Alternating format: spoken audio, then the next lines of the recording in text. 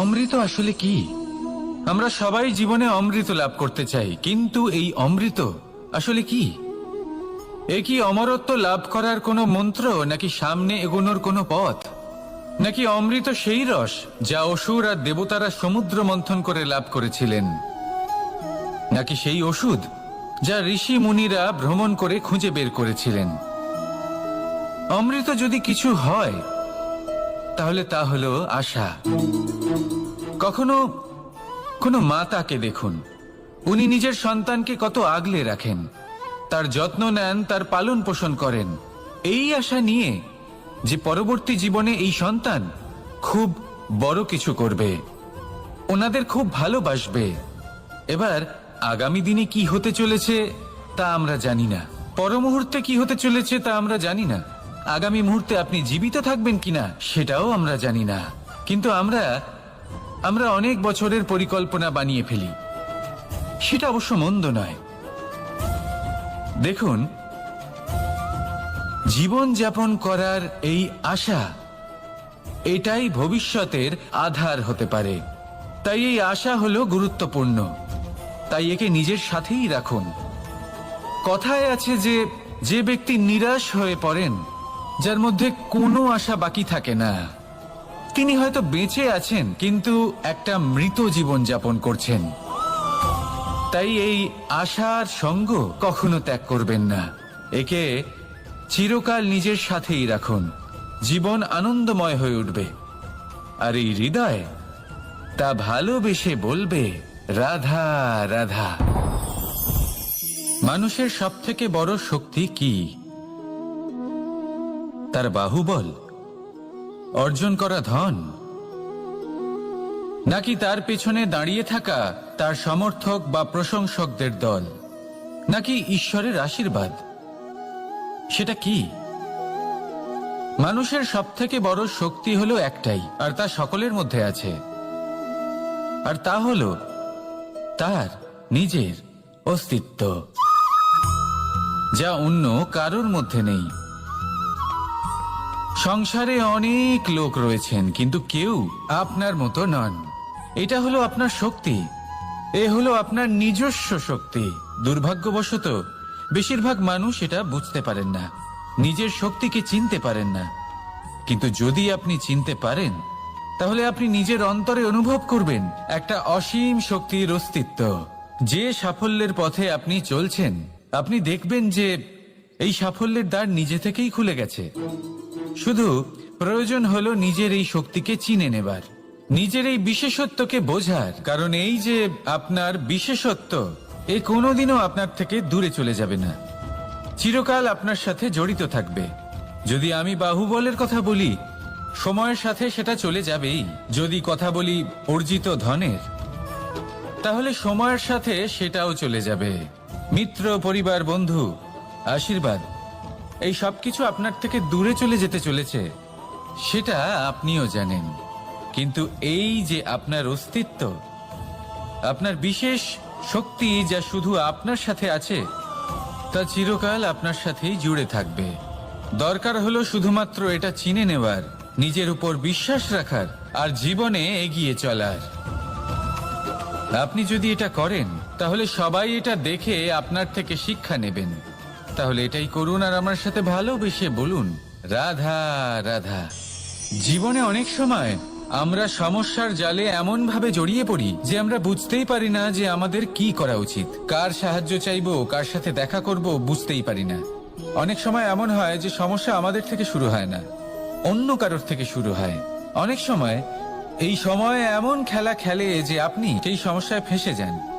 কিন্তু সমস্যা যেখান থেকেই শুরু হোক না কেন, সেই সমস্যার সমাধান আপনাকে করতেই হবে।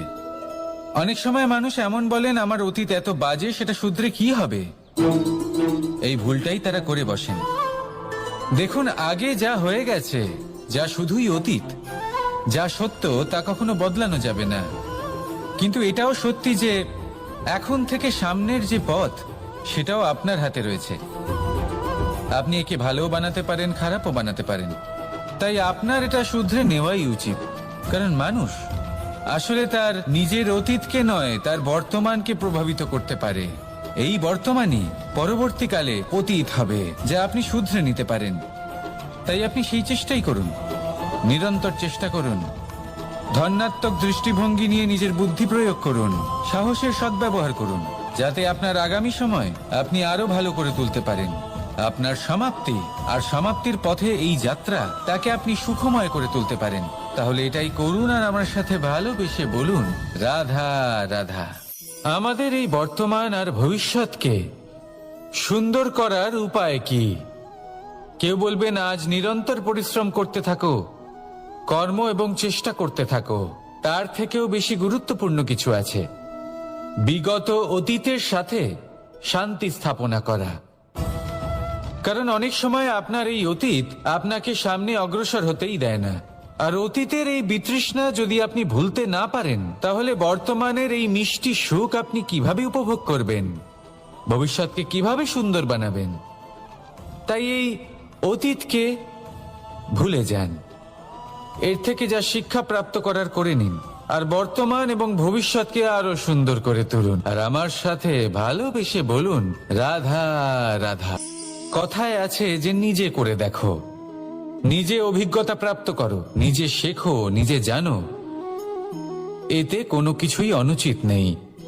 দেখুন, এমন নতুন কিছু করা যা আজ পর্যন্ত কখনো কেউ করেননি, তার থেকে যে অভিজ্ঞতা আসবে তা না শুধু আপনার জন্য বরং সবার জন্য লাভদায়ক হবে। যারা আপনাকে দেখে শিখছেন তাদেরও এতে লাভই হবে। কিন্তু সমস্যা কোথায় উৎপন্ন হয় সেটা আমি আপনাকে বলি। আমাদের জীবনকাল এতটাও বড় নয় যে প্রত্যেক কাজ করে আমরা অভিজ্ঞতা দ্বারা কিছু শিখতে পারবো। এবার ধরুন, এই যে আগুন গরম হয়, এটা জানার জন্য সংসারের প্রত্যেক মানুষকে আগুনে হাত দেওয়ার কোনো প্রয়োজন নেই। সংসারে অনেক লোক রয়েছেন, অনেক মহাপুরুষ ছিলেন, বিদ্বান লোক ছিলেন, বুদ্ধিমান লোক ছিলেন, যাদের অভিজ্ঞতা দ্বারা আমরাও শিখতে পারি। ওনাদের জীবনকে দেখে আমরাও অভিজ্ঞতা লাভ করতে পারি। যদি এটা করেন তাহলে জীবন আরো কিছুটা সরল হয়ে যাবে। নয়তো আমাদের কাছে তো বিকল্প রয়েছেই।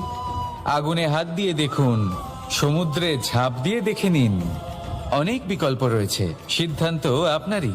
তাই সঠিক সিদ্ধান্ত নিন আর আমার সাথে ভালোবেসে বলুন, রাধা রাধা। জীবনে যখনই আমাদের সামনে কোনো সংকট আসে, তখন আমাদের সামনে দুটো পথ খোলা থাকে। প্রথম পথ ভয়ভীত হয়ে যাওয়া, দ্বিতীয় পথ সাহসের সাথে তার সম্মুখীন হওয়া। এই দুইয়ের উদ্দেশ্য সমান, লক্ষ্য হলো সমান, আত্মসুরক্ষা, জীবন রক্ষা। কিন্তু ভয়কে দুর্বল মনে করা হয় আর সাহসকে আপনার বল বলে মনে করা হয়। কারণ হলো এটাই যে ভয়, তা হলো শুধুমাত্র একটা প্রতিক্রিয়া, আর সেইখানে সাহস, এটা হলো একটা নিশ্চয়, একটা প্রতিবদ্ধতা। আর যদি সাহসের সাথে আপনি সংকটের সম্মুখীন হন, তাহলে হয়তো সেই সংকট আপনি চিরকালের মতো দমন করতে পারবেন। কারণ বিপদ যখন আসে তখন সর্বপ্রথম আমাদের দ্বন্দ্ব হয় এখানে, মনে। সেই বিপদের সম্মুখীন আমরা এখানে হই। যদি এই হৃদয়কে, এই মনকে আপনি সাহসী করে তুলতে পারেন, তাহলে তাতে কখনো ভয় আসবে না। আর সেই বিপদের সম্মুখীন হওয়াও সরল হবে, জয়লাভ করাও সরল হবে। তাই নিশ্চিত রূপে সাহস হলো অধিক শ্রেষ্ঠ। জীবনে যখনই কোনো সংকট আসবে, তখনই সাহসের সাথে তার সম্মুখীন হন। আর আমার সাথে ভালোবেসে বলুন, রাধা রাধা। পরিস্থিতি কখনো এটা ভালো থাকে, আবার কখনো মন্দ হয়ে যায়। কখনো এই পরিস্থিতি আমাদের পক্ষে থাকে, আর কখনো এই পরিস্থিতি অনুযায়ী আমাদের চলতে হয়। কোনো বিকল্প থাকে না। কিন্তু যখনই এই পরিস্থিতি খারাপ হয়ে যায়, তখন কি করা উচিত সেই প্রশ্ন মনে জেগে ওঠে। পরিস্থিতি যখন প্রতিকূল হয়, তখন আমরা কিছু হারালে তা হারিয়ে ফেলি, ঠিক আছে, কিন্তু যা বাকি আছে সেটা আমরা আগলে রাখতে পারি। পরিস্থিতিকে সামলে রাখার চেষ্টা আমরা অবশ্যই করতে পারি, শুধু সেটুকুই আমাদের হাতে রয়েছে। কিন্তু এর থেকেও বড় সমস্যা আছে, অহংকার। কখন প্রবেশ করে আমরা জানতেও পারি না। এই অহংকার আপনাকে বুঝতেও দেবে না যে আপনি সত্যি কিছু হারিয়েছেন। আপনার কিছুই যাবে আসবে না। দেখতে গেলে আকাশের সূর্য নিজের প্রকাশ হারিয়ে ফেলে যখন অন্ধকার ঘনিয়ে আসে। তাহলে আমরা কে হই? ওনার সামনে তো কিছুই নই। এই অহংকার আমাদের দমন করতেই হবে। এটা বিশ্বাস করতে হবে যে এই সমগ্র সৃষ্টিতে আমরা শুধুমাত্র একটা কণা, তার থেকে বেশি আর কিছুই নয়। বিশ্বাস করতে হবে যে আমরা ততটাও বড় নই যে কখনোই কিছুই হারাবো না। এবার যেদিন এই জ্ঞান আপনি আত্মস্থ করে নিজের আচরণ পাল্টাবেন, মনে রাখবেন সেই দিনই অহংকারকে দমন করতে আপনি পথে অগ্রসর হয়ে পড়েছেন। এই অহংকারকে দমন করুন আর আমার সাথে ভালোবেসে বলুন, রাধা রাধা। তালা অনেক পুরনো একটা আবিষ্কার। যবে থেকে এই সংসারে বহুমূল্য বস্তু নির্মিত হয়েছে, তবে থেকেই এই তালা নির্মাণ হয়েছে। তবে থেকে এর ব্যবহার করা হয়েছে, যাতে উচিত সময় এলে পরে আমরা আমাদের বহুমূল্য জিনিসগুলো সুরক্ষিত রাখতে পারি এবং সময় এলে পরে বের করে সেগুলি ব্যবহার করতে পারি। এবার একটা গুরুত্বপূর্ণ তথ্য আছে যেটা জানা অত্যন্ত গুরুত্বপূর্ণ, এবং সেটা হলো যে একটা তালা নির্মাণের পূর্বে তা খোলার যন্ত্র অর্থাৎ তার চাবিটি নির্মাণ করা হয়, এবং এটাই জীবনের খুব বড় একটা শিক্ষা প্রদান করে যায়। আমাদের জীবনে যখনই কোনো সমস্যা আসে তখন ভয়ভীত হওয়ার কোনো দরকার নেই, কারণ এই প্রকৃতি, এই ঈশ্বর এই সমস্যার সমাধান তথা এর চাবি আগে থেকেই নির্মাণ করে রেখে দিয়েছেন। শুধু দরকার হলো সেই সমস্যার ঊর্ধ্বে উঠে সেই সমাধান খুঁজে বের করা। মানুষ অনেক সময় সমস্যা দেখে ভীত হয়ে পড়েন, চিন্তিত হয়ে পড়েন, নিজের বিবেক হারিয়ে ফেলেন। আপনার শুধু এই মনকে শান্ত করা প্রয়োজন। এই শান্ত মনের সাথে এই সমস্যার নিবারণ খুঁজে নিতে হবে। তাই সমস্যা যতই তীব্র হোক না কেন, ভয় পাওয়ার কোনো প্রয়োজন নেই। পরম শান্ত মনে সমাধান খুঁজে বের করুন। আসুন আমার সাথে ভালোবেসে বলুন, রাধা রাধা। মানুষ বড়ই বিচিত্র প্রাণী। অধিক থেকে অধিকতর ধন লাভ করার চেষ্টায় নিজের শরীরকে নষ্ট করে ফেলেন, নিজের শক্তি হারিয়ে ফেলেন, নিজের সামর্থ্য হারিয়ে ফেলেন। আর যে ধন লাভ করেন সেটা কোথায় যায়? সেই শক্তি, সেই সামর্থ্যকে আবার ফিরে পাওয়ার জন্য। আর কিছু মানুষ জীবন এমন ভাবে যাপন করেন যেন তা কখনোই শেষ হবে না, কিন্তু শেষ তো সবারই হবে। আর যখনই শেষটা কাছে চলে আসে তখন মানুষ এটা বুঝতে পারেন যে সে জীবনকে উপভোগ করেননি। তার কারণটা কি? লালসা। এই লালসা জন্ম দেয় লোভকে, আর এই লোভ জন্ম দেয় আপনারই বিনাশকে। সেই জন্য আজ আপনার কাছে যা কিছু আছে, যেমনটা আছে তার সাথে জীবন যাপন করুন, পূর্ণরূপে যাপন করুন। আপনার কাছে যতই ধন, শক্তি, মান থাকুক, তা সবার মধ্যে ভাগ করতে শিখুন। ভাগ করলে ভালোবাসা বাড়ে, আর এই ভালোবাসা দ্বারা জীবন আরো সুখময় হয়ে ওঠে। তাহলে আসুন আর আমার সাথে ভালোবেসে বলুন, রাধা রাধা। মানুষ সত্যের সাথে অবগত হবার জন্য ব্যাকুল হয়ে থাকে, চিরকাল চেষ্টা করতে থাকে। জন্ম থেকেই তার মনে এই ইচ্ছে জাগ্রত হয় সত্যিটা কি সেটা জানতে। এবার এই ইচ্ছে, এটা পূর্ণ কিভাবে করা যেতে পারে? কারোর মনে হয় যে জ্ঞান অর্জন করলেই এই ইচ্ছে পূর্ণ হতে পারে, তাই কেউ কেউ জ্ঞানের পেছনে ছুটতে থাকেন। কেউ এটা ভাবেন যে এই ইচ্ছে পূর্ণ করা যেতে পারে ধন আর শক্তির দ্বারা, তাই তারা ধন আর শক্তি প্রাপ্ত করতে চান।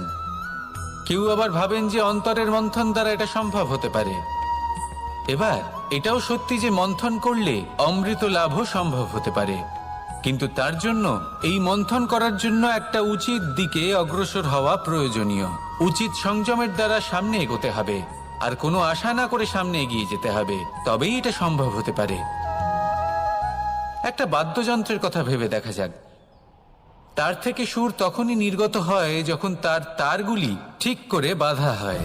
যদি বেশি বেঁধে ফেলা হয় তাহলে তার ছিঁড়ে যেতে পারে, আর যদি ঢিলে থেকে যায় তাহলে তার থেকে উচিত সুর নির্গত হবে না। একটা অত্যন্ত গুরুত্বপূর্ণ কথা মনে রাখবেন, সত্যকে লাভ করার প্রাথমিক আধার হলো অনুশাসন। জীবনে এই অনুশাসন আনুন, সত্য আপনা আপনি আপনার কাছে চলে আসবে, আর এই মন প্রসন্ন হয়ে বলবে রাধা রাধা। জীবনে যখনই কোনো কঠিন কাজ আমাদের সামনে আসে, তখন আমরা কারোর না কারোর থেকে সাহায্য চাই, যেটা উচিত। কিন্তু যদি যে কোনো ছোটখাটো বিষয়ে আমরা সাহায্য চাইতে শুরু করি, তাহলে কি হবে? তাহলে আমরা নিজেদের সামর্থ্য, নিজেদের যোগ্যতাকে কখনো বাড়তেই দেব না, না আমাদের শক্তি কখনো বাড়বে, কারণ এটা আমাদের অভ্যেস হয়ে যাবে। যাই ঘটুক, আমরা কারোর থেকে সাহায্য চাইতে চলে যাব, এটাই আমাদের স্বভাব হয়ে যাবে। সেই জন্য আমাদের যেটা করা উচিত সেটা হলো, যতক্ষণ না আর কোনো উপায় থাকছে ততক্ষণ আপনি কারোর থেকে সাহায্য চাইতে যাবেন না। চেষ্টা করুন, যা সংকট থাকুক, সমস্যা থাকুক, পরিস্থিতি যতই কঠিন হোক, নিজে সমাধান করতে চেষ্টা করুন। যতটা পারবেন আত্মনির্ভর হওয়ার চেষ্টা করুন।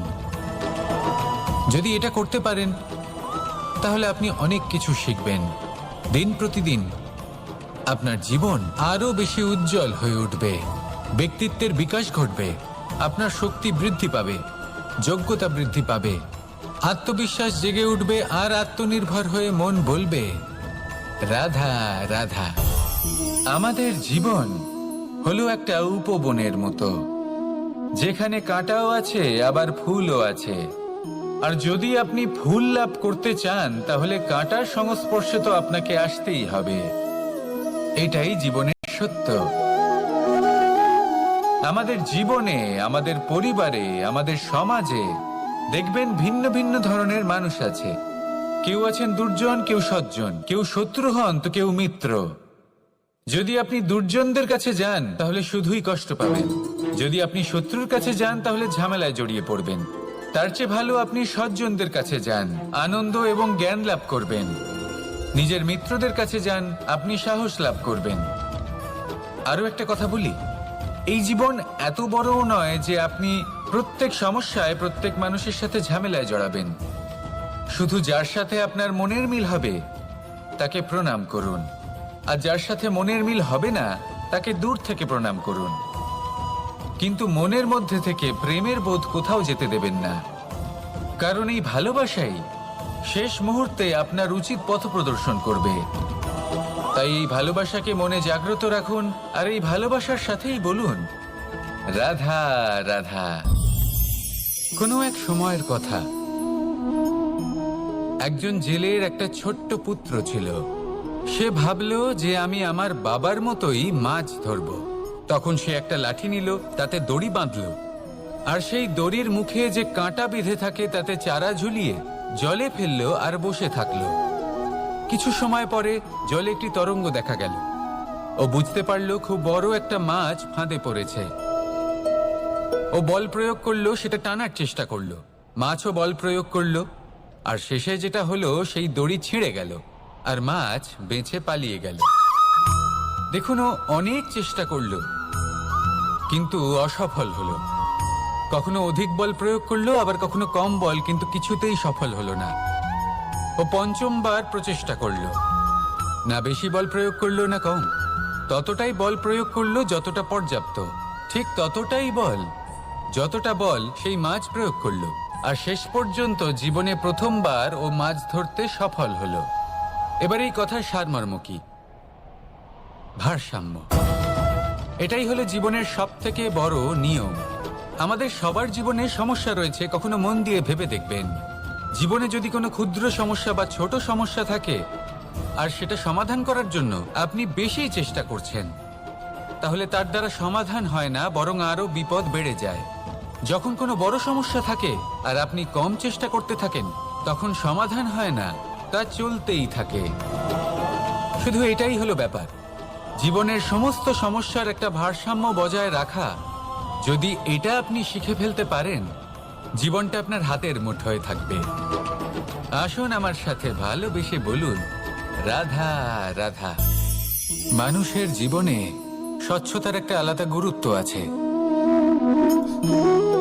যদি আপনি নিজেকে স্বচ্ছ রাখেন, তাহলে আপনার নিজেরও ভালো লাগবে, সামনের ব্যক্তিরও ভালো লাগবে, একটা অন্যরকম প্রভাব পড়বে। কিন্তু একজন শ্রেষ্ঠ ব্যক্তি কিভাবে হয়ে ওঠা সম্ভব? যার মধ্যে গুণ আছে, শিক্ষা আছে, শুভ চেতনা আছে, যিনি সৎকর্ম করেন। কিভাবে হব সেই ব্যক্তি যার মধ্যে জ্ঞান আছে? শুধুমাত্র স্বচ্ছ থাকলে তো তা হওয়া সম্ভব নয়। প্রথমে আপনাকে বুঝতে হবে যে মানুষের মধ্যে 4টি মূল তত্ত্ব আছে। প্রথম হলো তার শরীর, যার দ্বারা উনি যে কোনো কর্ম করে থাকেন। দ্বিতীয় তত্ত্ব হলো তার মন, যার দ্বারা কোনো কর্ম করার জন্য সে নিজেকে প্রেরণা দিতে থাকে। তৃতীয় তত্ত্ব হলো বুদ্ধি, যে কর্ম আমরা করতে চাই, যে লক্ষ্যে আমরা পৌঁছতে চাই, সেটা আমরা কিভাবে কোন পথে করব সেটা স্থির করা যায় বুদ্ধি দিয়ে। আর চতুর্থ তত্ত্ব হলো আত্মা। আত্মা হলো এমন এক তত্ত্ব যার কোনো সমাপ্তি নেই। আত্মা হলো অজয়, কিন্তু এরও শুদ্ধিকরণের প্রয়োজন হয়। এই 4টি তত্ত্বের শুদ্ধিকরণ করতে থাকুন, এতে নির্মল রাখুন, শুদ্ধ রাখুন। এবং এটা কিভাবে হবে? শুভ চেতনা দ্বারা, জ্ঞানের দ্বারা, এবং সব থেকে বেশি গুরুত্বপূর্ণ প্রেমের দ্বারা। আসুন আমার সাথে ভালোবেসে বলুন, রাধা রাধা। একে বালি বলুন, মাটি বলুন বা ধুলো বলুন, এ দিয়ে কত কিছু করা সম্ভব। এ দিয়ে আপনি নিজের বাসস্থান নির্মাণ করতে পারেন, প্রাচীর গড়ে তুলতে পারেন, অট্টালিকা নির্মাণ করতে পারেন। কিন্তু যদি এই বালিকে আপনি মুষ্টিবদ্ধ করে রাখতে চান, তাহলে তা হাত থেকে ফসকে যাবে। আপনি কখনোই একে মুষ্টিবদ্ধ করতে পারবেন না। এরকমই হয় আমাদের জীবন, আর এরকমই হয় সময়। এই মুষ্টিবদ্ধ করা বালির মতো। সময়কে আমরা বাধা দিতে পারবো না, আটকেও রাখতে পারবো না। এ হলো প্রবাহমান। জন্ম থেকে মৃত্যু পর্যন্ত এই যে সময়, তা খুবই সীমিত। আর এই সময় আমরা যেটাই করি তার দ্বারাই আমাদের মূল্য নির্ধারিত হয়। আর এই সংসার থেকে চলে যাওয়ার পরেও এই সংসার এই সব কর্মের জন্যই আমাদের মনে রাখে। তাই যদি আপনি এটা ভাবেন যে আজ যে কর্ম করার ছিল আমি না হয় কাল করে নেব, কাল আমার লক্ষ্যে পৌঁছানোর কথা ছিল আমি পরশু পৌঁছব, না, এই সময় খুব মূল্যবান, একে নষ্ট করবেন না। এই সময়কে সদ্ব্যবহার করুন, মহান হবার পথে অগ্রসর হন। একে যদি মুষ্টিবদ্ধ করে রাখার চেষ্টা করেন, এই সময় থেমে থাকবে না। আসুন আমার সাথে ভালোবেসে বলুন, রাধা রাধা।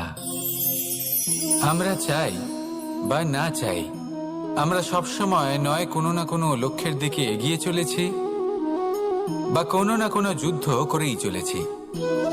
যেমন যে যুদ্ধ মনের মধ্যে চলছে সেগুলো হলো অন্তর্মনের যুদ্ধ, যেমন পরিবার প্রতিপালনের যুদ্ধ, কর্তব্য পালনের যুদ্ধ, কোনো প্রিয়জনকে না হারানোর যুদ্ধ। এসব যুদ্ধ মনের মধ্যে চলে এবং সেদিক থেকে দেখতে গেলে আমরা হলাম এই সংসারের সব থেকে বড় যোদ্ধা, তাই না? কিন্তু এই সব যুদ্ধে যদি আপনি জয়ী হতে চান তাহলে 3টি বিষয় আপনাকে মাথায় রাখতে হবে। প্রথম হলো সেই ব্যক্তি যিনি এই যুদ্ধে পরাজিত হয়েছেন তাকে নিজের থেকে দূরে করে দেবেন না, বরং আপনি তার কাছে যান, তার সাথে কথা বলুন, কথাবার্তা চালান, আলোচনা করুন, তার থেকে পরামর্শ নিন এবং বুঝতে চেষ্টা করুন উনি কি ভুল করেছিলেন এবং সেই ভুল নিজের জীবনে করবেন না। দ্বিতীয়, সেই ব্যক্তি যিনি এই যুদ্ধে জয়লাভ করেছেন তার অভিজ্ঞতা থেকে শিখুন। তিনি কি কি পদক্ষেপ নিয়েছেন, কিভাবে তিনি প্রারব্ধের গতিপথ বদলে দিয়েছেন, কোথায় বুদ্ধি প্রয়োগ করেছেন আর কোথায় বল প্রয়োগ করেছেন, এই সব কিছু তার থেকে শিখুন। এবং তৃতীয়, আপনার নিজের বিবেক, তার কোনটা উচিত বোধ হচ্ছে, কোনটা অনুচিত বোধ হচ্ছে, সেটা বুঝে নিন। যদি এই 3টি বিষয় আপনি বুঝতে পারেন তাহলে ধরে নিন যে আপনি সাফল্যের পথে অগ্রসর হয়ে চলেছেন। আসুন আমার সাথে ভালোবেসে বলুন, রাধা রাধা।